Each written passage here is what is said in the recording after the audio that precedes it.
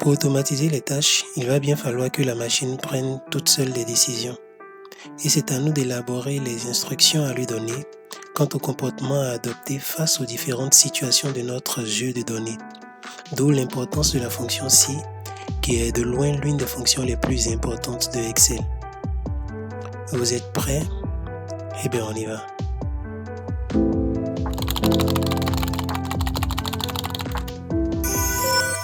Fonction si, c'est-à-dire la fonction si condition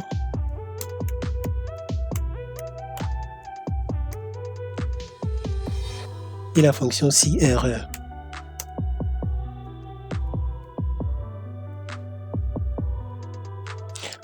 Nous sommes dans Excel, donc pour écrire une fonction ou une formule, on met égal le nom de la fonction, si, entre parenthèses.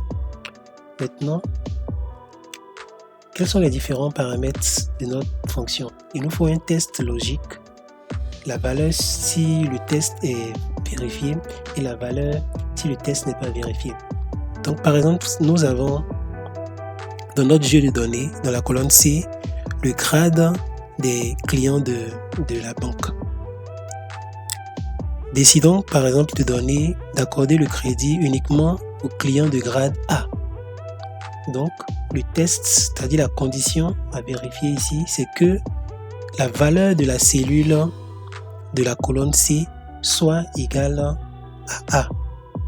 Donc je fais ça, je fais C4 égale A, c'est une chaîne de caractères, donc on va mettre ça entre parenthèses. Donc A. Point virgule. Donc on vient d'énoncer notre condition. Maintenant, quelle est la valeur à mettre dans la cellule de la colonne K correspondante si la condition est vérifiée? Si la condition est vérifiée, on va tout simplement dire que le crédit est accordé. Donc crédit accordé.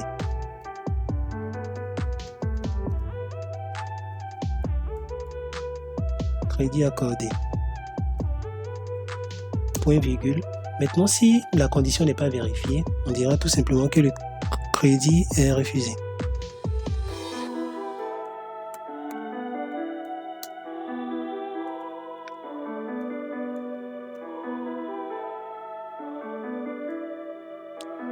Je ferme la parenthèse, on fait entrer. Voilà. Donc, le client 1 est de grade A, donc le crédit lui a été accordé. On va copier la formule en bas et on a notre résultat. Si, maintenant on y va avec la fonction si condition. La différence entre la fonction si et la fonction si condition est tout simplement le fait que la fonction si condition nous permet d'énumérer plusieurs conditions à la fois et de leur affecter un résultat à chacune de ces conditions-là. Donc on y va, on mettra si conditions, entre parenthèses. Qu'est-ce qu'on va faire? On va par exemple dire qu'on accorde le crédit au client de grade A. On accorde le 3/4 du crédit demandé au client de grade B. On accorde le cas du crédit demandé par les clients de grade C et on refuse le crédit aux clients de grade D. Donc c'est ce qu'on va mettre ici. Alors C4 égale, si c'est égal à A,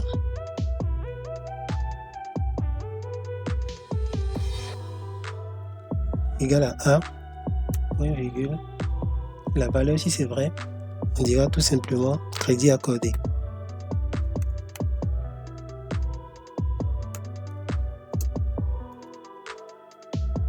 Crédit accordé. Point virgule, on y va avec notre deuxième test. Notre deuxième test, c'est toujours, on est toujours dans la colonne C. Si la colonne C est égale à B,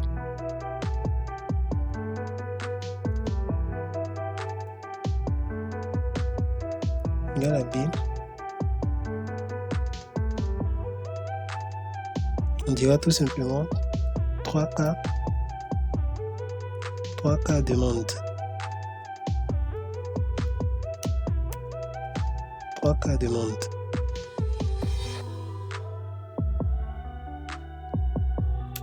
Point virgule. Si toujours C4 est égal à C,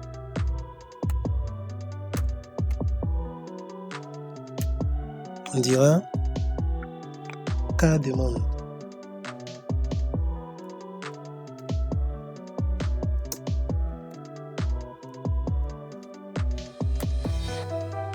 Et pour finir, point virgule, si toujours C4 est égal à D,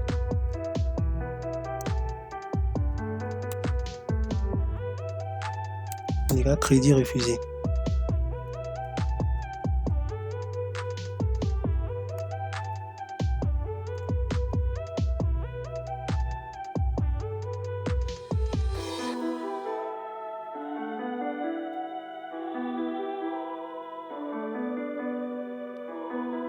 Ok, on fait entrer.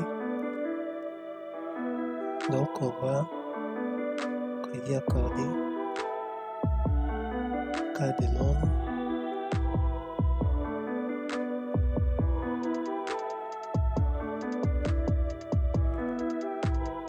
Et on est bon.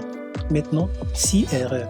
Si erreur, c'est une fonction qui nous permet de gérer les erreurs potentielles qu'on pourrait avoir lors d'un calcul.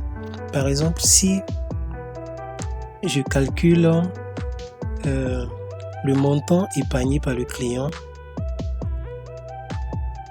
divisé par le nombre d'enfants du client, nous verrons qu'il y a en bas, à quelque part ici dans notre cellule D13, il y a un client par exemple qui a 0 enfant.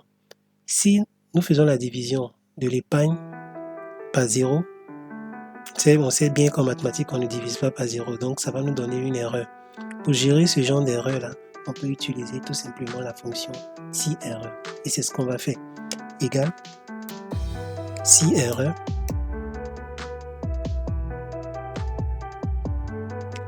et on fera épargne ici. Mais on peut utiliser notre fonction quotient qu'on a vu dans une formation antérieure. On peut écrire tout simplement quotient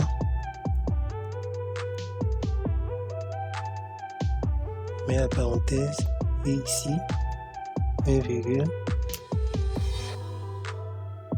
nombre d'enfants et on ferme la fonction quotient et on ferme également la fonction si erreur. On fait entrer. Vous avez rentré, ok. On n'a pas donné la deuxième condition. S'il y a erreur, qu'est-ce qu'il faut faire? Donc, je mets un point virgule ici. Et qu'est-ce qu'il faut faire s'il y a un cas d'erreur? En cas d'erreur, on peut tout simplement laisser la cellule vide, ou bien écrire 0, ou bien encore écrire tout simplement pas d'enfant. On va écrire pas d'enfant.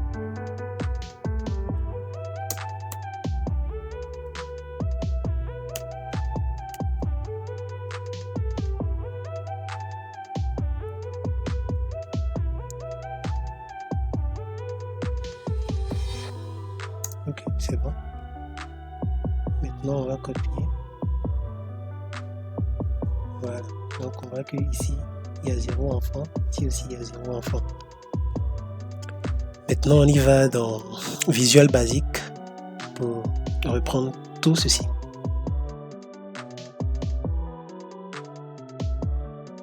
Ok, on va dans Visual Basic.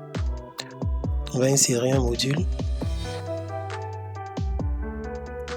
Sub si.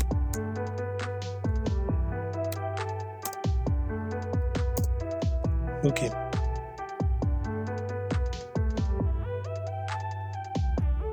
Dans la colonne K, nous allons accorder le crédit uniquement aux clients de grade A. Dans la colonne L, nous allons accorder une partie du crédit demandé en fonction du grade du client. Et dans la colonne M, nous allons gérer les erreurs suite à la division de l'épargne par le nombre d'enfants. Surtout qu'il y a 0 dans certaines cellules de la colonne D.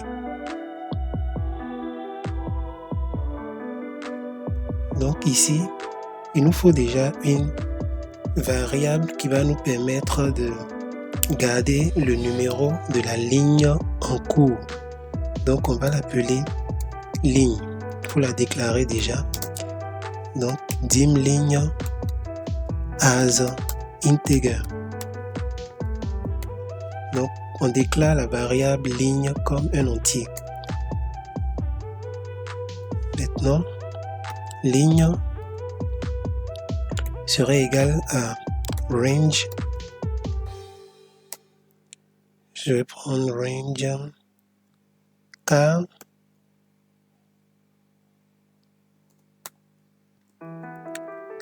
K50 par exemple, ou bien même 60. K60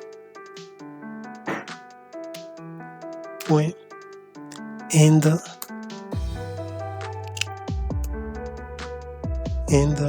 xlop point row, ce qui nous donne la ligne de la première colonne non vide en quittant le bas vers le haut de la colonne K, bien sûr. Donc point row, et à cette colonne là on fera plus 1 pour avoir la colonne vide juste en bas. Donc on a notre ligne. Maintenant on va faire notre condition. Donc la première condition ce sera if range. On peut vérifier les conditions en fonction du grade. Le grade se retrouve dans la colonne C. Donc if range C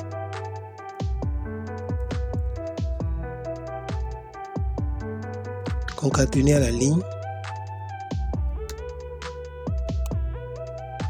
en cours. Si ça c'est égal à A,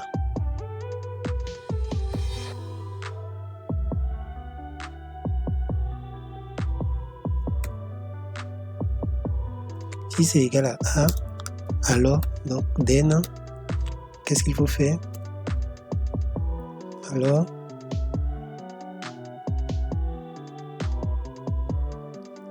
range calling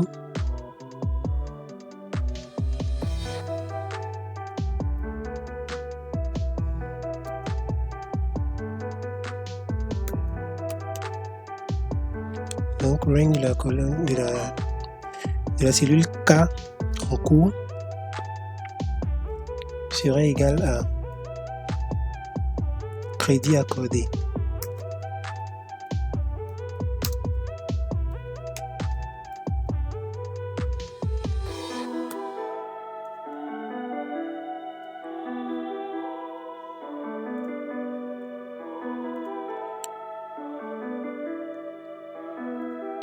Et si ce n'est pas le cas, else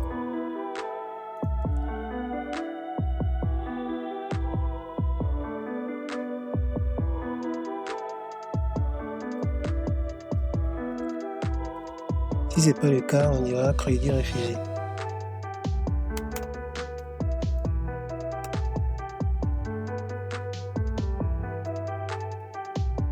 Crédit réfugié. Et on va fermer notre instruction end et if, pas end, if. Voilà, donc on vient de faire le if. On va en même temps faire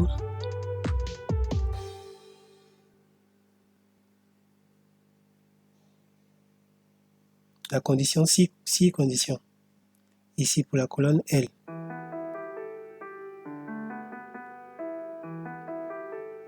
Pour la colonne L, on a vu qu'on avait plusieurs conditions. Donc, c'est exactement la même structure. Donc, je vais copier ça, que je vais mettre en bas. Maintenant, qu'est-ce qu'on veut faire? Étant donné qu'on a plusieurs conditions, on sait que si la première condition, c'est que si le grade est égal à A, on accorde le crédit au client. Donc, c'est bel et bien ce qu'une instruction qu'on a écrit là.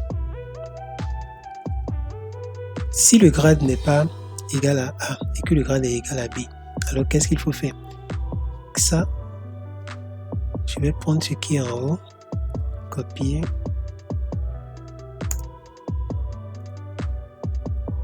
Voilà. Au lieu d'écrire if ici, on va écrire else if. Else if.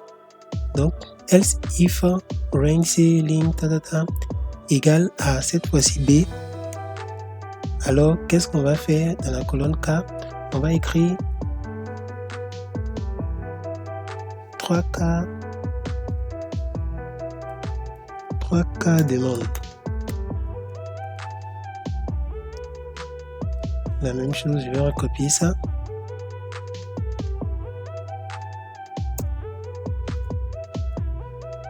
Else if range C, on va tenir la ligne, si cette fois-ci c'est égal à C, then range K ligne est égal à 1K demande. Autrement, c'est-à-dire, ça veut dire que le grade est égal à D, parce qu'on a seulement 4 grades, A, B, C et D. Donc, autrement, ça veut dire que le grade est égal à D. Maintenant, on ne veut pas mettre les valeurs dans la colonne K, donc c'est dans la colonne L, donc on va écrire L ici.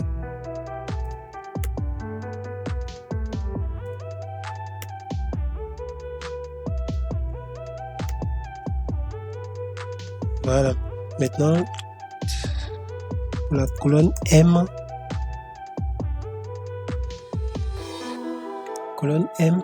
on veut vérifier, on veut faire la division entre H, les valeurs de la cellule de la colonne H et les valeurs de la colonne D, H et D. Donc on fera la même chose si je peux recopier ça.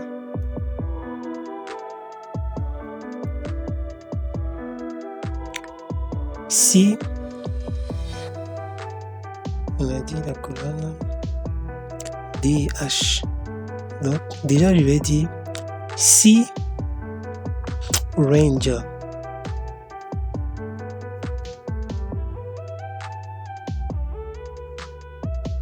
D concaténé à la ligne est égal à 0, c'est égal à 0. On sait que si c'est égal à 0, on ne pourra pas faire la division. Donc on va dire, ça veut dire que le client n'a pas d'enfant. Donc on n'écrira pas d'enfant.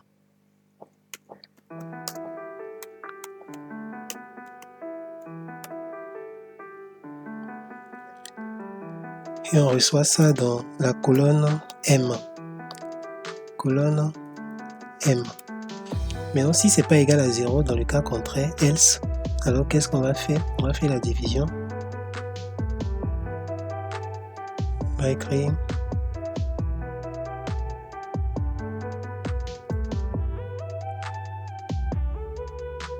range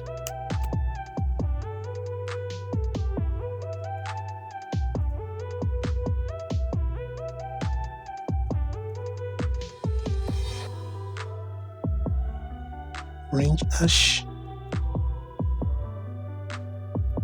concaténé à la ligne en cours, cette expression là qu'on va diviser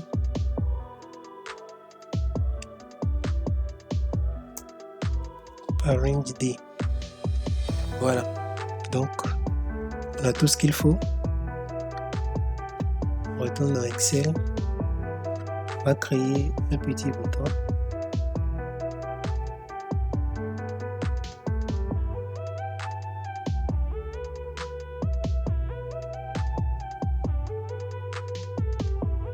On lui affecte la macro aussi.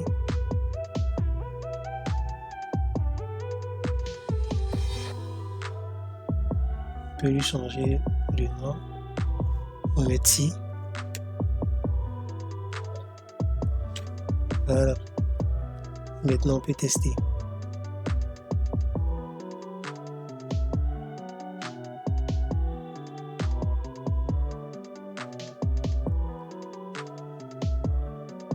Voilà, pas d'enfant. Et bien voilà. Merci d'avoir suivi.